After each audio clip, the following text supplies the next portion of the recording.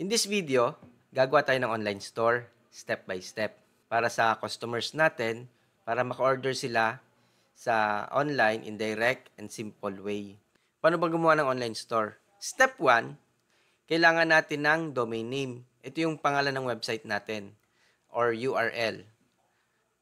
Tips lang sa pagkuha ng mga domain name, magandang kuhanin natin yung mga .com domain name kasi yun yung pinaka-common na domain name.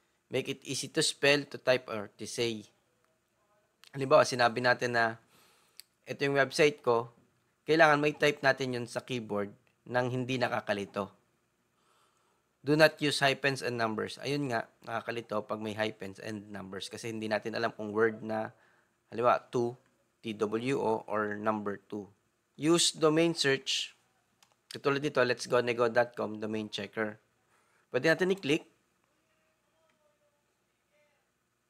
Diba? Gusto kong pangalan ng website ko ay, halimbawa, Ziana.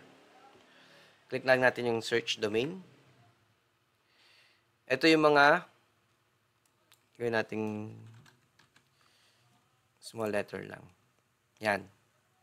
Get Ziana Online, zianahub.net. Get Ziana Hub. Ito, pwede natin i-click to. Mapupunta tayo sa pwede natin kuhanan ng domain name or sa HostGator. Hosting.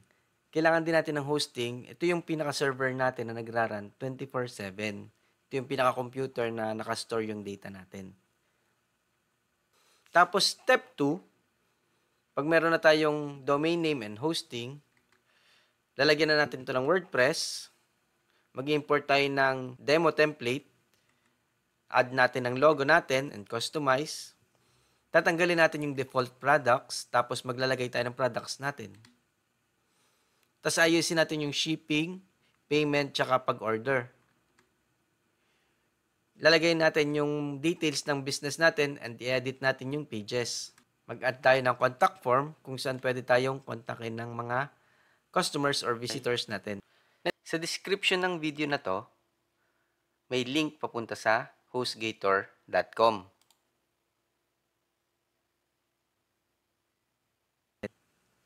Pag kinlik niyo yung button at nag-sign up kayo sa HostGator, meron akong maliit na commission sa HostGator kasi partner nila ako as affiliate. Wala yung extra bayad sa inyo and then meron pa tayong nakukuha na 70% discount dun sa link na yon. And salamat sa paggamit ng link, salamat sa suporta. May free domain name siya and meron siyang SSL certificate tapos 24/7 WordPress expert or customer support. And then meron din siyang 30-day money back guarantee.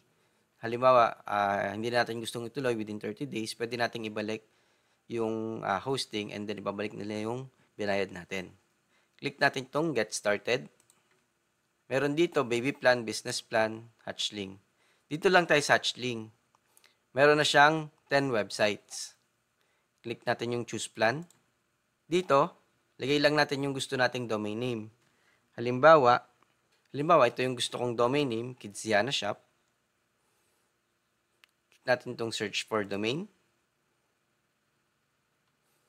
Ito siya. Naka 3 years siya. Pwede natin gawing 1 year lang muna.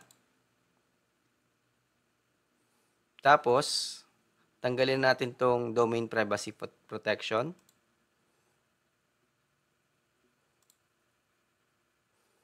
Tsaka itong professional email. Kasi may email naman siya sa cPanel. Okay. Click natin itong continue to check out. $41. $41, 41 times kung magkano man ang palitan, halimbawa 57 ang palitan, 2,3 yung babayaran natin. 2,300 pesos. Okay? Continue to check out.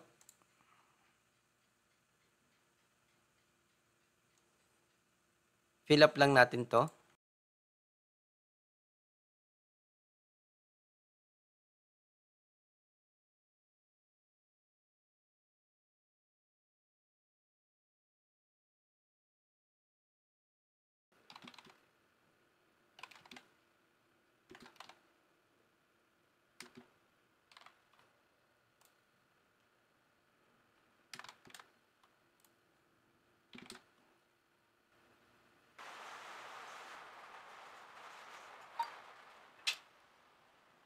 Meron na tayong hosting and domain name. Kidziana Shop. Okay. Click natin tong login to account.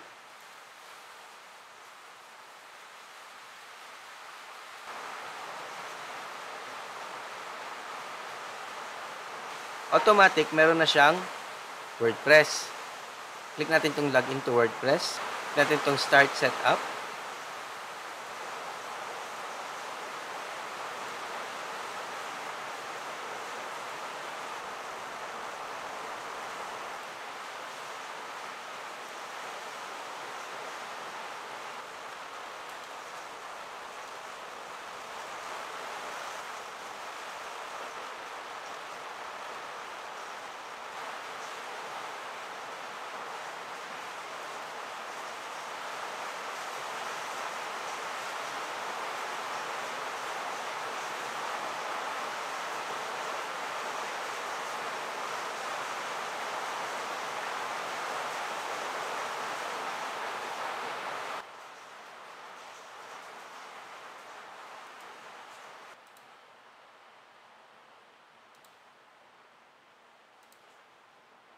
Maghihintay lang tayo ng mga 30 minutes to 2 hours para masabi sa buong internet na nag-exist na yung website natin.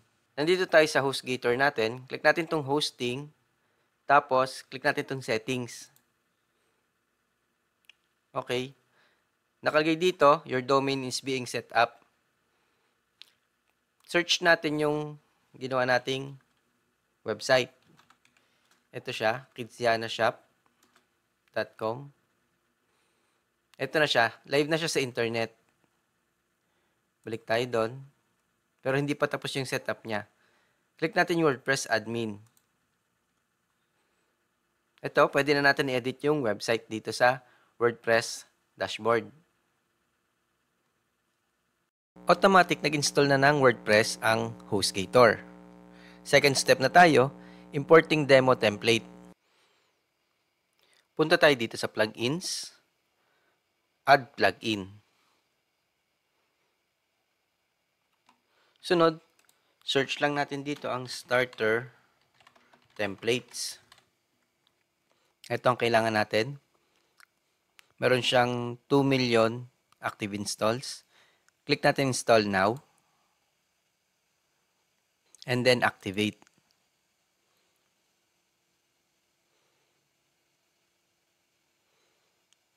Okay. How would you like to build your website? Dito lang tayo sa Classic Starter Templates. Click natin yung Elementor. And then search lang tayo ng gusto nating template. Or dito, lagyan natin e-commerce, online shop. Ito na yung mga online store na pwede natin pamilian. Ito, halimbawa, ito yung napili natin. Pwede natin i-click. Ito magiging itsura ng online store. Nag-click tayo ng product. Ito magiging itsura ng product descriptions niya. Okay. Pwede na tayo mag-upload ng logo dito. Halimbawa ito.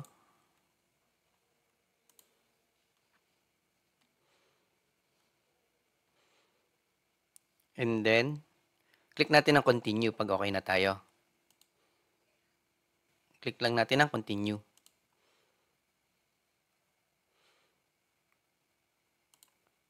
Lagyan lang natin dito siguro intermediate tsaka myself. I understand, submit and build my site.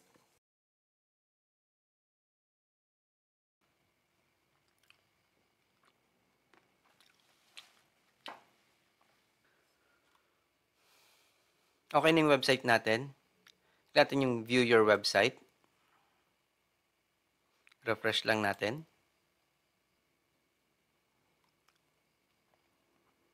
Okay. Ito Ito na itsura ng online store natin. Pag kinlik natin to, ito na yung itsura ng products niya. Click tayo doon. Click natin yung finish setup.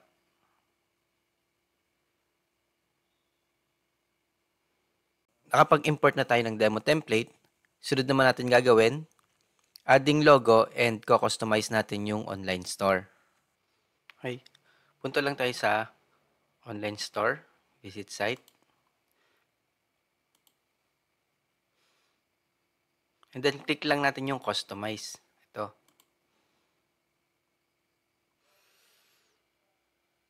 Dito, ito yung logo natin or yung default na logo. Pag hindi nagbago katulad nito, pwede natin click tong pencil na to.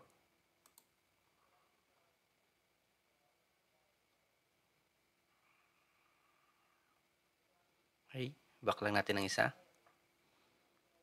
Dito, site title and logo. Pwede natin change logo. Click natin to. Select. Click natin ng skip cropping.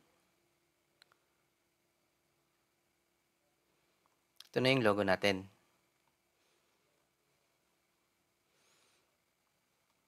Pag okay na yan, click natin ang publish. Sunod naman, baguhin natin itong menu. Pwede natin click tong pencil na to.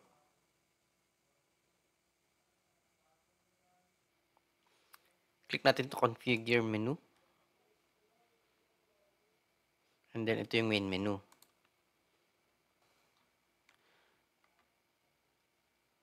Click natin yung add items. Dito, pwede tayong mag-add ng mga pages. And then pwede din tayong magtanggal ng pages. Halimbawa, tanggalin natin itong juice, groceries. And then, halimbawa, gusto natin ng shop.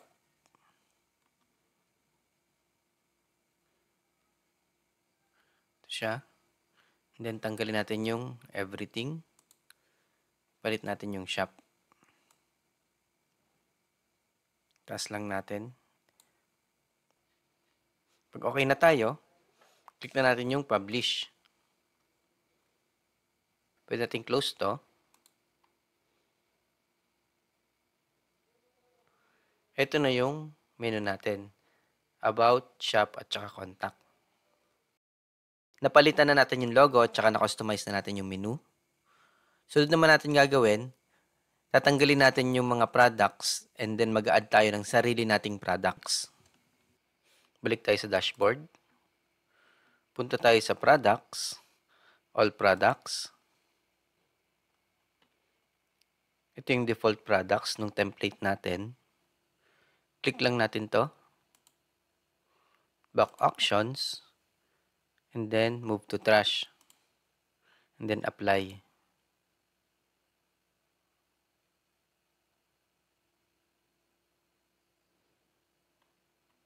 Okay? Tapos mag-add naman tayo ng product natin. Click natin to, add new product. Halimbawa, baby playpen. Okay? And then, ito yung product description. This is the product description.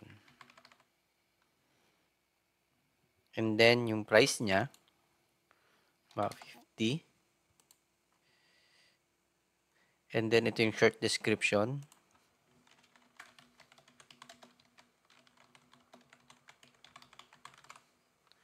Okay?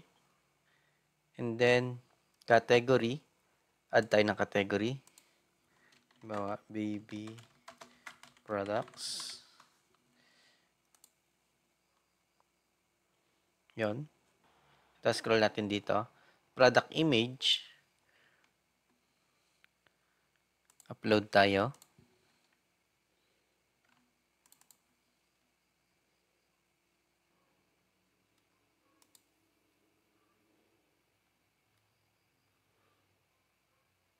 And then, gallery.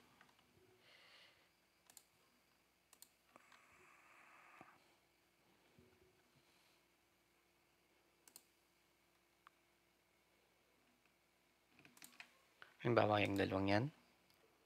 Okay. Click natin itong add to gallery. Then, pag okay na, click natin ang publish. Then, click natin all products. Nandito na yung product natin. Mag-add pa tayo ng isa.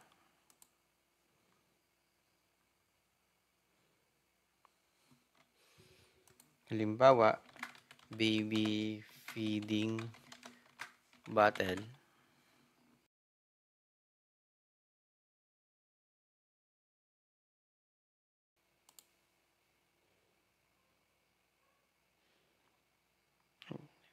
Product image. Load.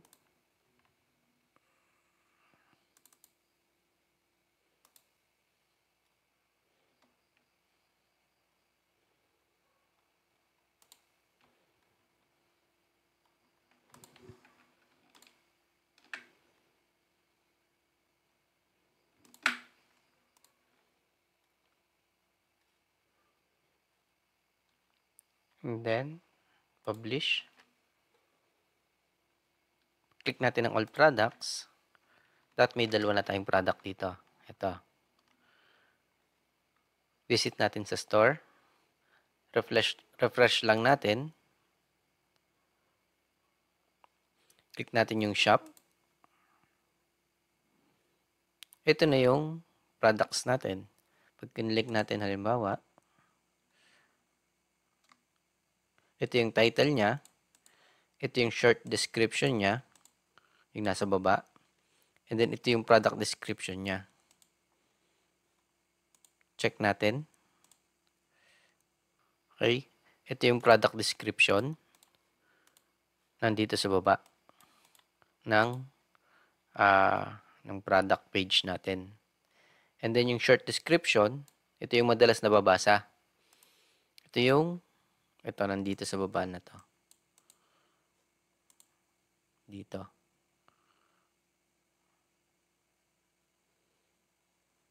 Okay. Check din natin yung isa.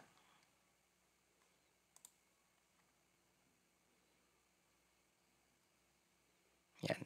And then, ito yung gallery niya. Nakapag-add na tayo ng products. Ngayon, shipping and payment methods naman ang aayusin natin. Click natin yung add to cart. Then, view cart. Ito siya. Click natin yung proceed to checkout. Wala pa siyang shipping at saka payment method. Punta tayo sa dashboard. Punta tayo sa WooCommerce. And then, settings. Lagay lang natin dito, Philippines.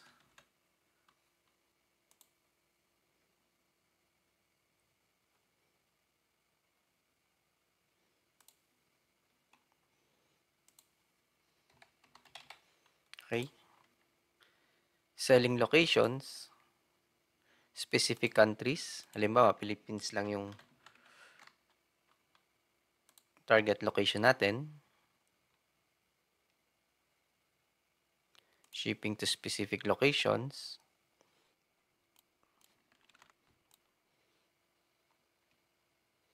Okay. And then dito sa currency, mapansin natin, naka-dollar pa siya. Palitan lang natin ng peso or Philippine peso. Okay. Click natin save changes. Pag ni-refresh natin, ayan, naka-pesos na siya. Sunod,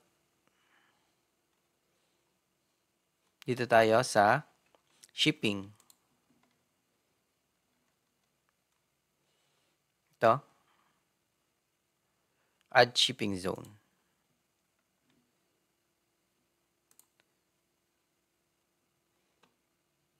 Lagyan natin ng zone name. Halimbawa, Philippines.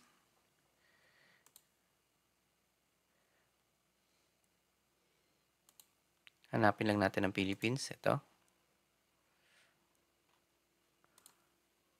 And then, add shipping method. Halimbawa, free shipping. Continue. No requirement, create and save. Meron na tayong shipping method. Refresh natin. Ito na siya. Enter your address. Kasi Philippines yung sinet natin. Dito, gawin na lang nating postal code. Halimbawa, 4216, 4233. And then, yung mga postal code na pwede nating i-ship. And then, click natin ng Save Changes. Okay? Dito, refresh natin. Yan.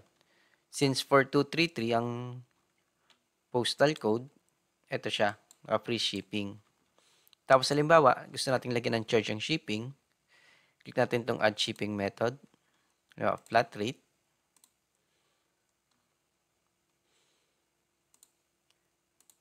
Tanggalin na natin ang tax. And then, halimbawa, 50 pesos ang shipping.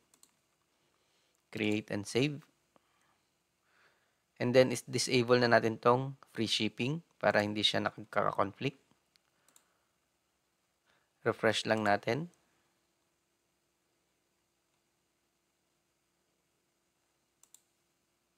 Click muna natin yung Save Changes. Refresh natin. Ito siya. 100 plus 50 flat rate, 150. Okay? Okay na tayo sa shipping. Sunod, payment methods naman. Click natin ang payments.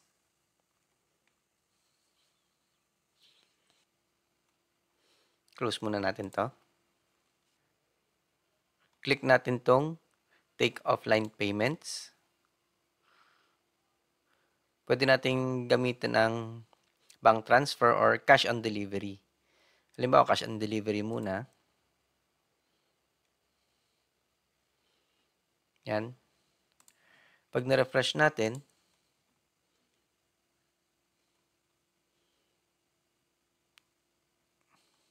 meron siya ng payment method na cash on delivery.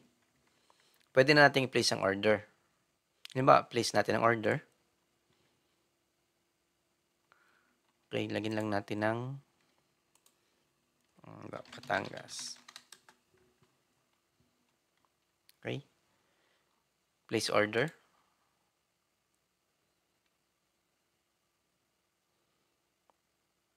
Yan, ito na yung order. Ito na yung details, number, tsaka email ng order. Check natin sa WooCommerce. Ito, orders. Ito na yung order. Click natin. Halimbawa, na-ship na natin. Pwede natin click ang completed. And then, update. Okay. Ito na yung umorder sa atin. Ito na siya. Completed. Tapos na natin ayusin yung shipping at payment methods.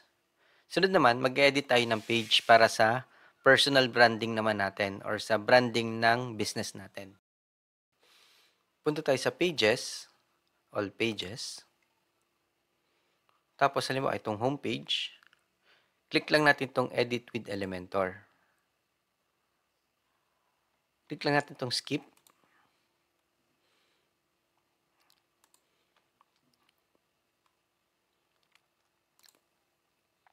Okay. Halimbawa, itong image na to, gusto natin palitan. Click lang natin, tapos choose image. Halimbawa, ito. Select. And then, pag may babaguhin tayo dito, halimbawa, itong image. Pwede na ang logo natin siguro. Masyadong malaki. Thumbnail lang. And then, pag binago pa natin, palitin pa natin. Yan. Best quality products. Join the organic movement. Palitan natin to. Halimbawa, click lang natin to. And then, click natin dito sa left hand side. Halimbawa, make your baby happy. Yan. Magbabago na dito. And then, tong description. Ito yung description niya.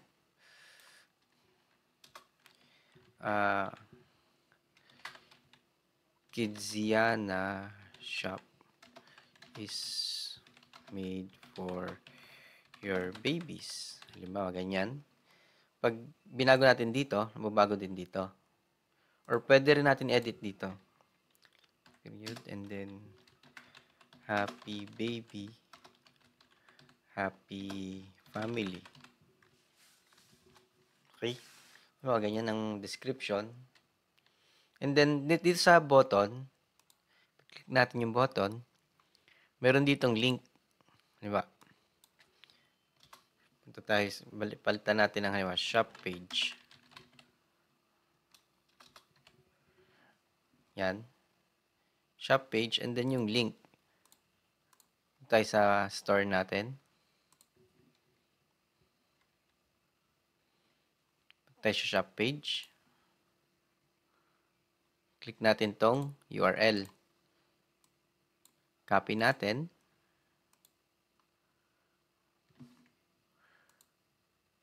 And then, paste natin dito sa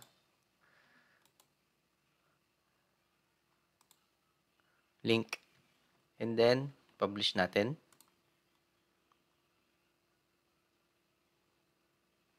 Okay. Pag punta tayo sa homepage, ito na siya. Pag kinlik natin tong shop page, pupunta siya sa shop. Okay. Balik tayo sa homepage. Ganun lang siya, yung pagpapalit ng buttons. Ito, pwede natin palitan din to. Click natin. Edit natin. Nakalagay dito, free shipping. Free shipping for Batangas and Cavite. Halimbawa. And NCR. Mga ganyan. And then, certified safe. Example. And then, 100% guaranteed comfort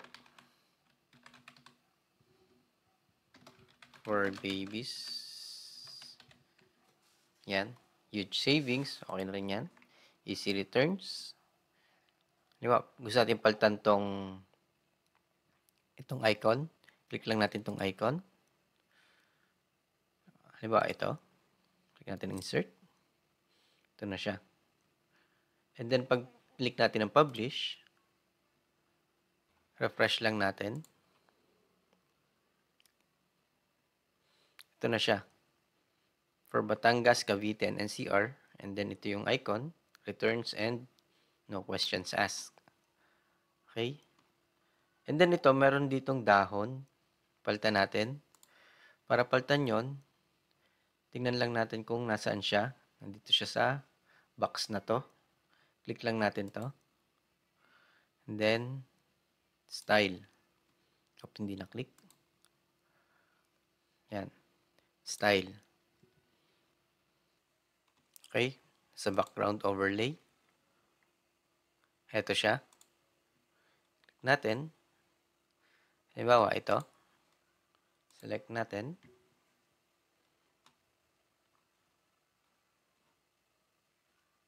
Yun na siya. Okay. Yun. And then, pag okay na tayo, click natin ang publish. Pag na-refresh natin, yun na yung image. Ayusin natin. Pangit pala nung image. For example, ito na lang logo. Okay. Natin publish. Then refresh. Yan. Ito na siya. Okay. Ganun din sa lahat ng mga nakasulat dito. Pwede natin baguhin. And then, halimbawa ito. Gawin nating contact now.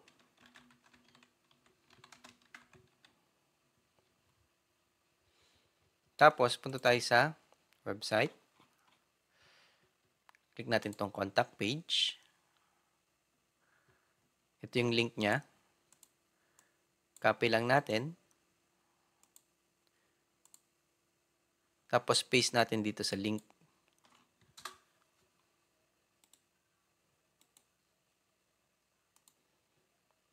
Okay, and then publish.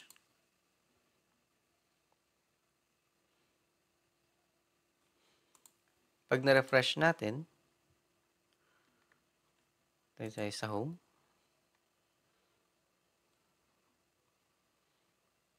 Ito na siya, contact now. Pag kinlik natin, nandito siya, mapupunta siya sa contact page.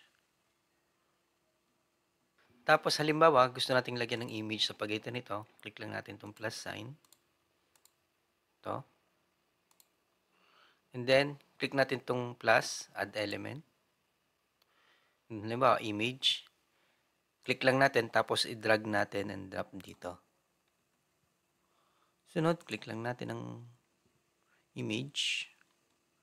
Halimbawa, ito. Select. Nandito na yung image. And then, halimbawa, gusto nating lagyan ng description dito sa baba. Click na natin itong plus sign. Then, lagyan natin ng text editor. Drag lang natin ulit. Tapos, drop. Tapos, pwede na nating edit to. It's my first playpen. Okay, halimbawa, ganyan. And then, lagay natin sa center. Pwede nating lakihan sa typography.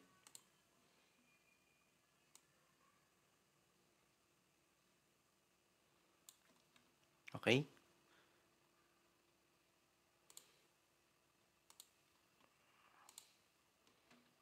Going bold. Okay. Then, ganun lang. And then, nandito yung mga element na pwede nating idagdag.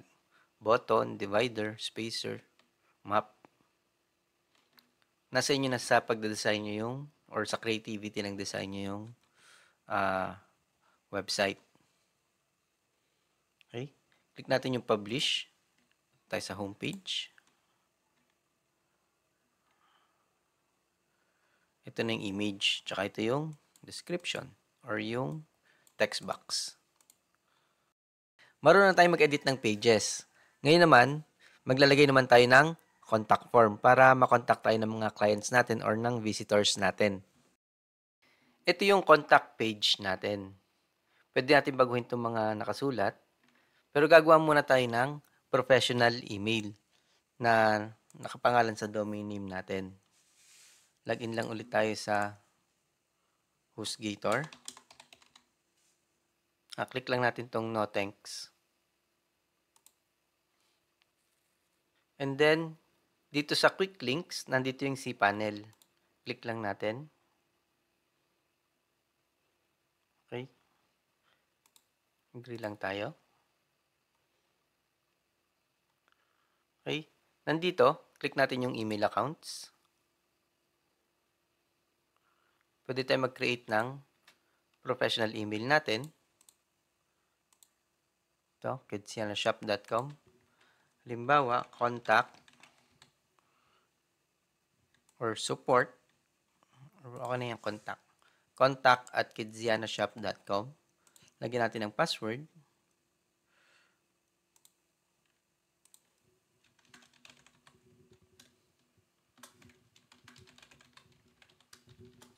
And then, click natin yung create.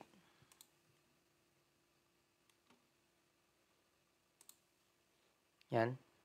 Meron na tayong email. Click natin check mail.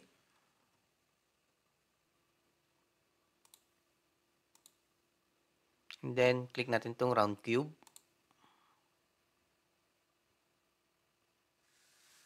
Yan. Ito na yung professional email natin.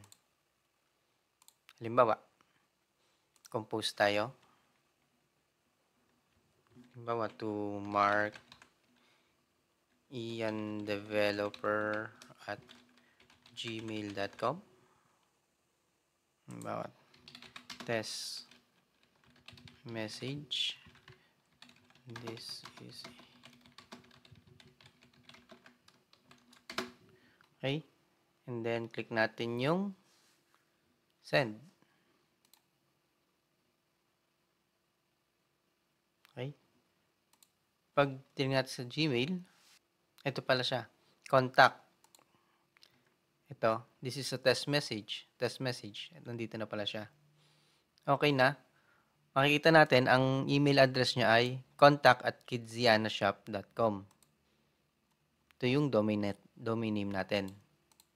Maganda siya as para makapag-build ka ng branding at saka malaman na galing dun sa website yung tong email na to or tong email na sinend natin. Sunod, reply tayo. Halimbawa, works. Send. Check natin. Refresh. Yan. Nandito na siya. Okay na. It works. Okay. Gumagana na siya. And then, punta tayo sa contact. Ito ang contact page natin. Click natin yung edit with Elementor. Tapos punta tayo sa plugins. Add plugin. Or ganito siya. Punta tayo sa plugins and then nandito yung add plugin. And then pupunta tayo dito. Hanapin lang natin ang contact form. Ito siya. Contact form 7. Install now. And then activate.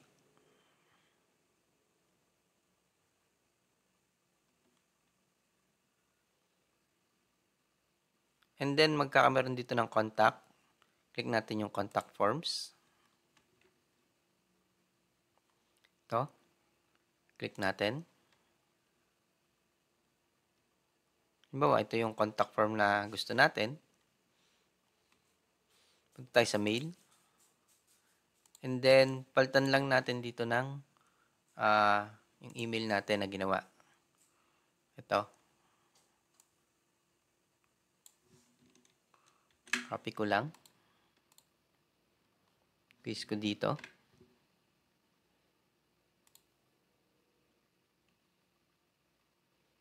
Okay. Then, click ko yung save.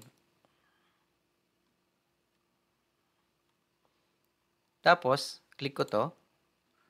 Copy ko yung short code. Sa contact page. Search lang natin dito sa widgets. Dito. Add element. Short code. Ito. Drag lang natin. Siguro ay dito. Paste natin.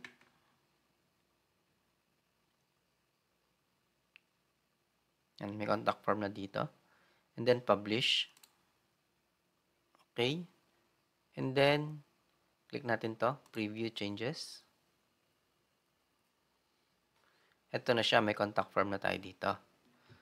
Halimbawa, mag-fill up ang visitor natin.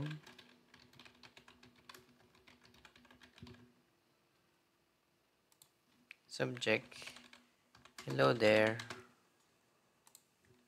test message 2, then submit. Okay, nakalagay, it has been sent. Pupunta siya sa professional email natin. Ito, nandito na siya. Hello there. Pag nag-reply tayo, magre-reply tayo sa in-input niya na email. Yan, nag-reply siya sa inilagay kong email. Okay, and then, pwede natin this is the reply. Then send. Okay, and then pupunta siya sa email address na nilagay ko kanina. Ito na siya. This is the reply. Okay? Yung details dito sa contact form, pwede natin baguhin. Hawa, ito. Ginawa natin ay contact at kidzianashop.com. And then, tanggalin natin to. Yan. And then, yung address, pwede natin baguhin. Halimbawa, Tanawan City, Batangas. Okay. Tapos, phone number, click lang ulit natin. Yan. Halimbawa, +6394710101010. And then, dito, +631512345678 9. Yan. Diba, yan yung phone number ng business natin. And then, frequently asked questions, pwede rin natin baguhin. Ito siya. Click na natin. And then, yung tanong, where are you located? And then, yung sagot. We are located at, halimbawa, Tanawan City, Batangas. Yan. And then, yung mga frequently asked questions. Yun. Okay. And then, publish. Pag nakompleto na natin yung mga details ng business natin, good to go na yung online store natin. Okay, eto na siya. Where are you located? Pag kinlik siya, ito na yung sagot niya.